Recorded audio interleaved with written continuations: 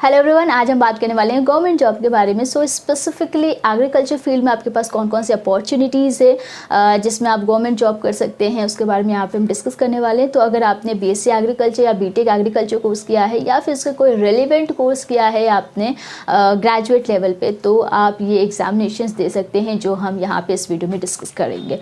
Okay, सो कुछ criteria है जिसे आपको फुलफिल करना होगा, और यहाँ पे हम जो भी गवर्नमेंट जॉब्स के बारे में डिस्कस करने वाले हैं इसमें जो सैलरी पैकेज वो काफ़ी अच्छी है।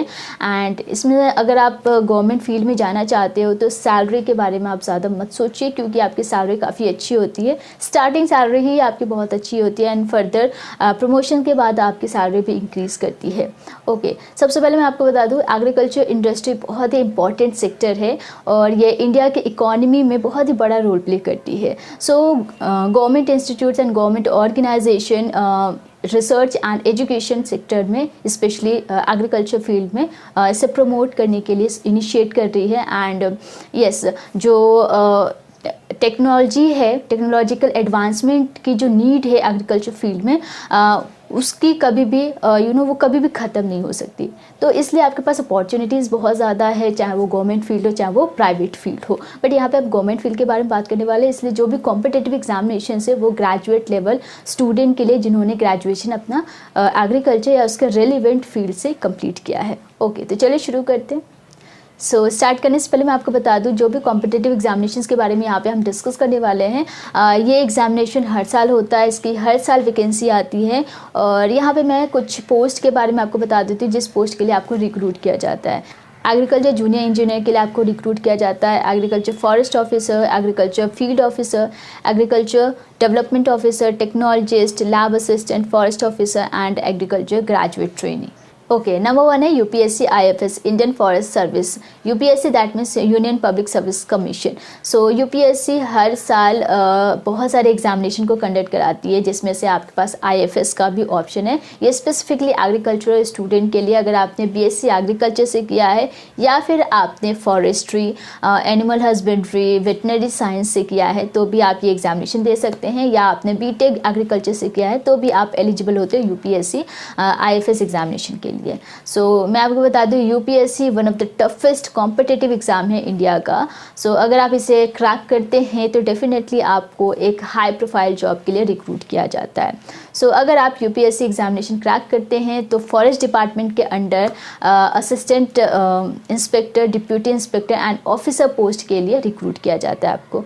ओके, तो इसमें आपके पास जो एज लिमिट है वो यहाँ पे है दिया गया है। अगर आपकी लोअर एज लिमिट 21 है एंड अपर एज लिमिट 32 है जनरल कैंडिडेट के लिए, तो आप एलिजिबल हो। इसके अलावा अगर आप रिजर्व कैंडिडेट हैं, मतलब अगर आप एसटी एससी या एक्स सर्विसमैन से बिलोंग कर रहे हैं तो आपके पास 5 ईयर का एज रिलैक्सेशन है। अगर आप ओबीसी से बिलोंग कर रहे हैं तो आपके पास 3 ईयर का एज रिलैक्सेशन है। और अगर आप फिजिकली हैंडीकैप्ड हैं तो आपके पास 10 ईयर्स का एज रिलैक्सेशन है। ओके, तो यहाँ पे 3 स्टेज है, तीनों ही स्टेज को आपको क्वालिफाई करने होते हैं। पहला प्रीलिम जो कि ऑनलाइन होता है, नेक्स्ट मेन जो कि आपका रिटन टेस्ट है, और फाइनल आपका इंटरव्यू जो कि आपका पर्सनालिटी टेस्ट होता है जिसमें। ये तीनों ही स्टेज अगर आप क्वालिफाई कर लेते हैं, क्लियर कर लेते हैं, तो आपको पर्टिकुलर स्पेसिफिक पोस्ट के लिए रिक्रूट कर लिया जाता है, जिसकी सैलरी पैकेज काफ़ी हाई होती है। नंबर 2 है NABARD, national bank for agriculture and rural development. अगर आप रूरल एरिया के बैंक में जॉब करना चाहते हैं तो आप नाबार्ड एग्जामिनेशन दे सकते हैं। एग्रीकल्चर फील्ड में भी स्पेसिफिक पोस्ट है, तो उसके लिए आपके ग्रेजुएशन में आपने बीएससी एग्रीकल्चर या फिर बीटेक एग्रीकल्चर कोर्स किया है तो आप ऑफिस अटेंडेंट या असिस्टेंट ऑफिसर, असिस्टेंट मैनेजर या फिर एग्रीकल्चर ऑफिसर के पोस्ट के लिए नाबार्ड एग्जामिनेशन दे सकते हैं। तो इसमें अगेन आपके पास 3 स्टेज है, प्रीलिम, मेन एंड इंटरव्यू। तीनों ही राउंड को आपको क्लियर करने होते हैं अगर आप इन पोस्ट के लिए अप्लाई करना चाहते हैं तो। चलिए नेक्स्ट, अगर हम एज की बात करें तो यहाँ पे आपकी एज लिमिट दी गई है 21 to 35 ईयर्स आपकी एज लिमिट होनी चाहिए, और रिजर्व कैंडिडेट के लिए एज रिलैक्सेशन होता है।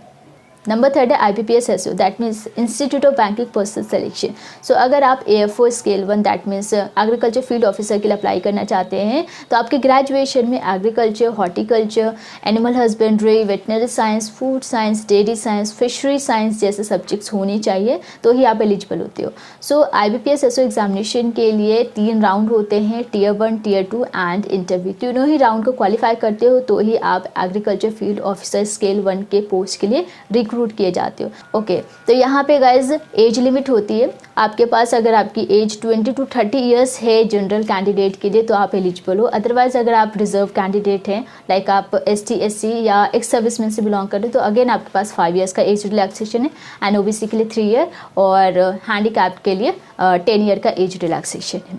सो एग्जामिनेशंस हर साल होते हैं, इसके लिए आपको रेगुलरली चेकआउट करना होगा कि कब ऑनलाइन एग्जामिनेशन फॉर्म आ रहा है और उस बेसिस पे ही आपको अप्लाई करना होता है।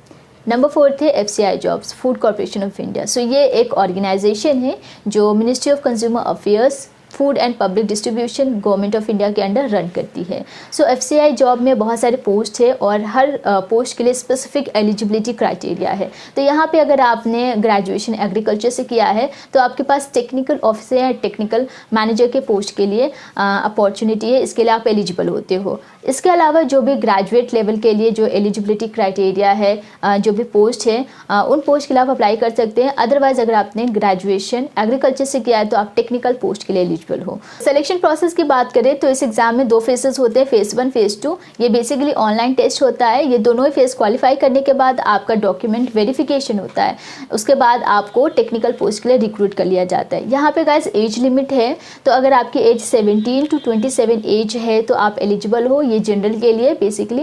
एंड इसके अलावा अगर आप OBC से बिलोंग कर रहे हो तो आपकी जो अपर एज लिमिट है वो 30 है, एंड अगर आप ST SC से बिलोंग कर रहे हो तो आपकी अपर एज लिमिट है 32।